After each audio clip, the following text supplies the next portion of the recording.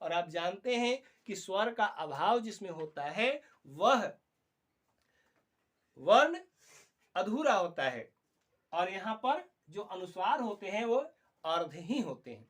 अब बात आती है अर्ध क्यों?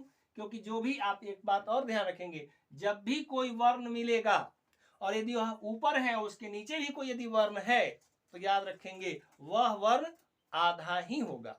जब भी आप कोई शब्द लेंगे और उस शब्द में जब भी एक दो वर्ण अगर जो सामने हो और उसके ऊपर भी कोई वर्ण हो और उसके नीचे भी कोई वर्ण हो तो ऊपर वाला वर्ण जो होता है वो आधा होता है। जैसा यहाँ अनुस्वार है तो आधा हुआ, लेकिन ये अनुस्वार ही नहीं, जो भी आप शब्द लेंगे और उसके जो भी अक्षर हो तो ऊपर वाला जो कि हमेशा आधा ही होता है। उदाहरण के लिए आपको अर्धवर्ण की जानकारी आपको प्राप्त करनी होगी कि अर्धवर्ण कौन होता है और कैसा होता है। तो दिखलाता हूं वे अर्धवर्ण, देखेंगे उदाहरण लिखा हुआ है मिट्टी। अब इस शब्द में आपको देखने के लिए मिल रहा है कि ट ऊपर भी है और ट नीचे भी है, तो हम इसमें से किसको आधा माने और किसको पूरा माने? इतना ही नहीं तो दिखाई भी पड़ रहा है, कहीं पर स्पष्टित नहीं हो पाता है कि वह आधा है या पूरा है।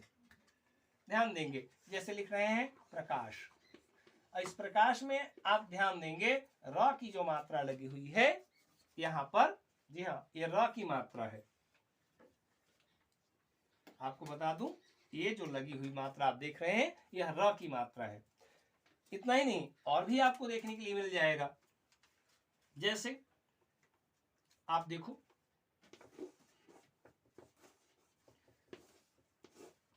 ऊपर यहां पर है, इसके नीचे द है।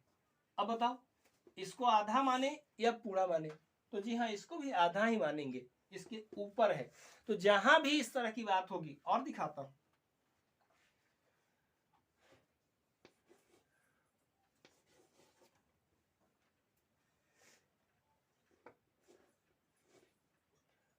ये देखिए ये लिखा हुआ है क्या? ट्रक। इसमें भी ये जो है आपको ये कैसे हैं? आधे हैं या पूरे हैं? बोलिए इसमें आधे हैं या पूरे हैं? तो हाँ ऊपर वाला जो है वह आधा है और नीचे वाला पूरा है। कैसे? तो इसको आप इस रूप में जाने। और आधा ही क्यों हम मान रहे हैं? क्या ऊपर नीचे रहने से सिर्फ आधा मान रहे हैं? नहीं, इसमें कारण है। जब हम उच्चारण करते हैं इनका तो उच्चारण करने के बाद स्वर इनकी सहायता में पहुंचता है या नहीं ये हम देखते हैं। यदि पहुंच जाता है स्वर इनकी सहायता के लिए तो ये पूर्ण हो जाते हैं, और नहीं पहुंचता तो आधे रह जाते हैं। जैसे देखें जब बोलते हैं मिट्टी, अंत में आता है ई, ध्यान देंगे अंत में आता है ई, तो ई क्या है? स्वर वर्ण है, और स्वर वर्ण जिसमें मिलेगा उस व्यंजन वर्ण को क्या करता है? वह पूर्ण कर देता है। ठीक है, तो जिसको पूर्ण करेगा वह क्या हो जाएगा? पूरा हो जाएगा, और जिसको पूर्ण नहीं करेगा, ध्यान देंगे मिट्टी जब बोलते हैं तो आधा रह जाता है और बाद में इसमें लगा देते हैं। ऐसे भी नीचे देख रहे हैं इसको, नीचे है तो नीचे है तो हाँ ये बाद में ही आएगा, पहले ये आएगा ऊपर वाला पहले, उसके बाद नीचे वाला आता है। तो ऊपर वाले के बाद नीचे वाला आ गया, और उच्चारण करते समय जब इसका अंतिम उच्चारण करते हैं और उसके बाद स्वर की मात्रा उसके बाद में ही दिखाई पड़ रही है। ध्यान दीजिए, ये जब बोलते हैं मिट्टी तो ट का उच्चारण तो ट पहले इसको बोलते हैं उसके बाद इसको बोलते हैं। ठीक, तो जिसको बोलने के बाद क्या बोलते हैं? ई यानी स्वर बोलते हैं। तो स्वर किस में आएगा? क्योंकि एक अर्धवर्ण के रहते स्वर वर्ण को नहीं लिखा जाता। जैसे कोई आधा वर्ण लिखा हुआ है उसके बाद हम चाहें कि स्वर वर्ण लिखें तो स्वर वर्ण हम नहीं लिख सकते हैं। क्यों? क्योंकि स्वर वर्ण का स्वभाव ही है कि जब वह व्यंजन वर्ण अर्ध हो तो उसे पूर्ण करने के लिए उसके पास चला जाता है, उसमें समाहित हो जाता है, मिल जाता है।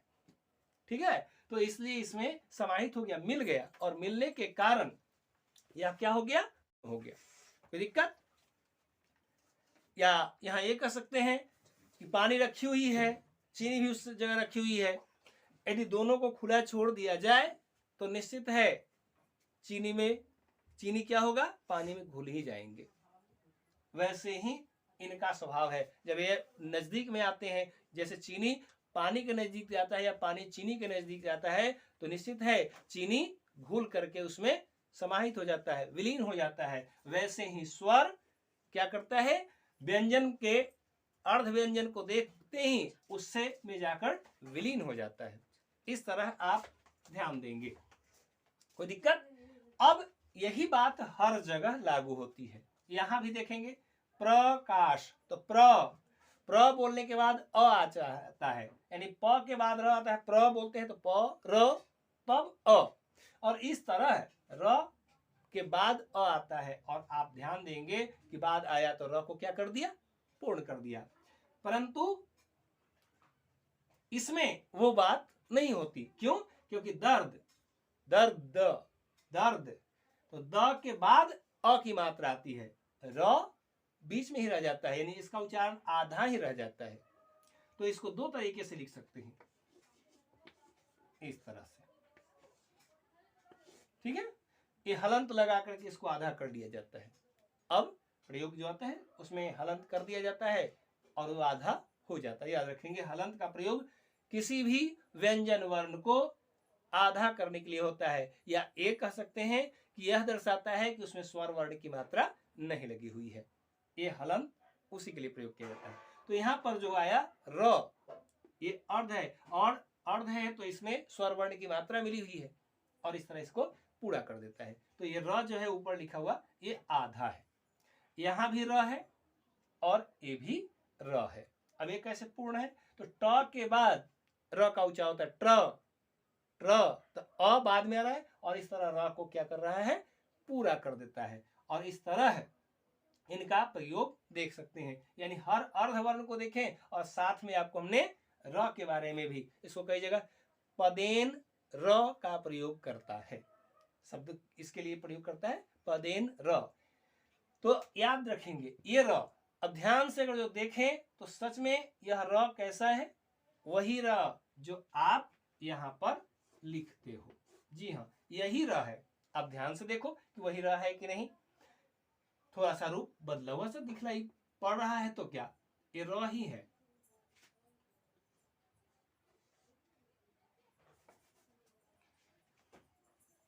हम इसको थोड़ा सा ऐसे लिख करके दिखाते हैं, ध्यान दीजिएगा। र हुआ, र है, और इस तरह आप देखें तो ट में यह मिल जाता है, इस वर्ण को हम हटा लेते हैं, और इस तरह देखिए ये क्या बन गया, र बन गया। और यही सिर्फ शिरोरेखा को वहां से हटा लेता है, और ये इस तरह से बन जाता है।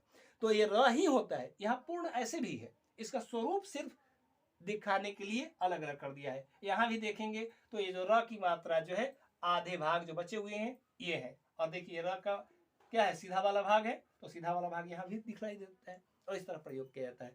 लेकिन भले ही ये आधा दिखलाई पड़ता हो, लेकिन होता है पूर्ण। क्यों? तो याद करते फिर से, स्वर के कारण। ठीक है।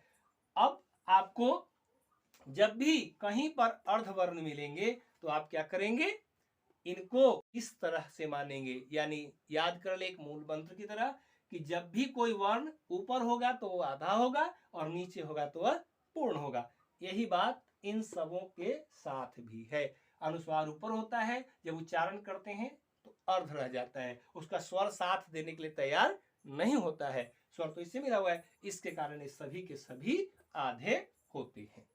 कोई दिक्कत? आगे इसमें एक बात और बताना चाहूंगा, वो बात यह है कि इन र का प्रयोग कब ऐसे और कब ऐसे और कब ऐसे होगा। तो इसके लिए तो बिल्कुल निश्चिंत हो जाए कि जब भी यह आधा होगा तो या तो हम उसमें हलंत लगा देंगे, या फिर बाद वाले वर्ण के ऊपर चढ़ा देंगे। ठीक है। जब भी वह आधा होगा तो क्या करेंगे, उसमें हलंत लगा देंगे, या फिर उसके बाद वाले वर्ण के ऊपर चढ़ा देंगे। तो र यहाँ है, बाद वाला वर्ण द है, और इसके ऊपर चढ़ा देंगे। तो देखेंगे ये, यानी ये दोनों सही है। एक और उदाहरण देख लीजिए, लिखा हुआ है मर्द। इस शब्द में देखें, र को क्या कर दिया गया, ऊपर चढ़ा दिया गया। यही बात होती है, इसलिए इसमें संशय नहीं करेंगे, दोनों उतना ही सही है। लिखने का आपका तरीका, आपकी सहूलियत, आपकी समझदारी।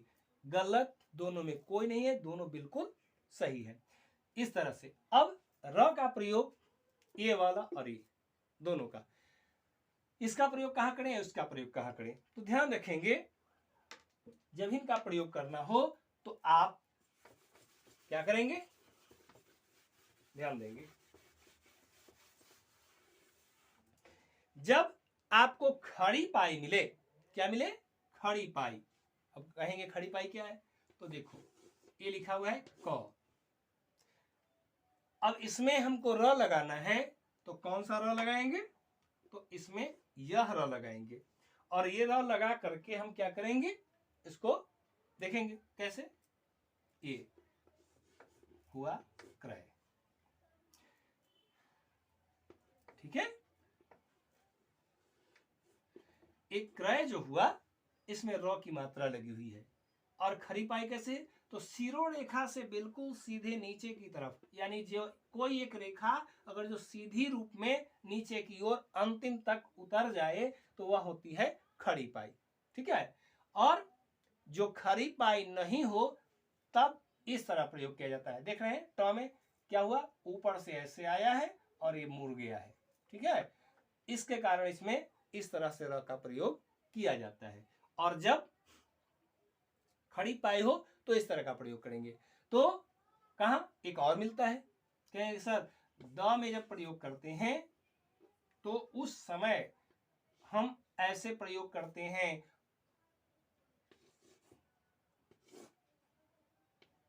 इस जगह देखिए क्या हो गया, ये द है और इसमें र लगा हुआ है ऐसे, तो यहां तो खड़ी पाई नहीं है, तो ध्यान देंगे ये खड़ी पाई ही है। नीचे वाला सतह जब खड़ी पाई के रूप में परिणत हो तब उस जगह हम क्या करते हैं कि इस तरह के र का प्रयोग करते हैं, खड़ी पाई है। हाँ कुछ लोग ऐसे लिखने के क्रम में भले ही ऐसे कर लें, ये आपका तरीका है, आपके लिखने का ढंग है, या जो लिखते हैं उनके लिखने का ढंग है, ऐसा कुछ होता नहीं है। ये तो अपने बनावट के लिए कुछ भी लिख लेते हैं, सजावट के लिए कुछ भी लिख लेते हैं, अपने अक्षर को बदलने के लिए अपने अपनी इच्छा अनुसार किसी भी तरह लिख रहे हैं, इसका प्रतिबंध नहीं है, क्योंकि ये हस्तलिपि है।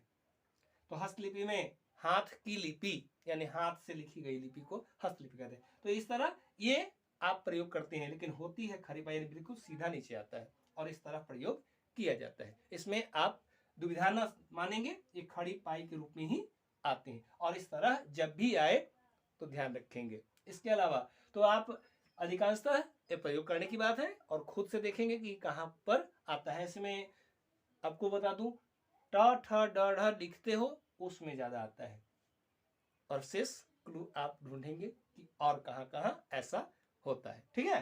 तो खड़ी पाई ऊपर से लेकर नीचे तक, तो ऊपर हो या ना हो नीचे जरूर खड़ी पाई होनी चाहिए। यदि है तो निश्चित उसमें क्या प्रयोग करेंगे, र का ये रूप, और यदि नहीं है तो र के इस दूसरे रूप का प्रयोग करेंगे।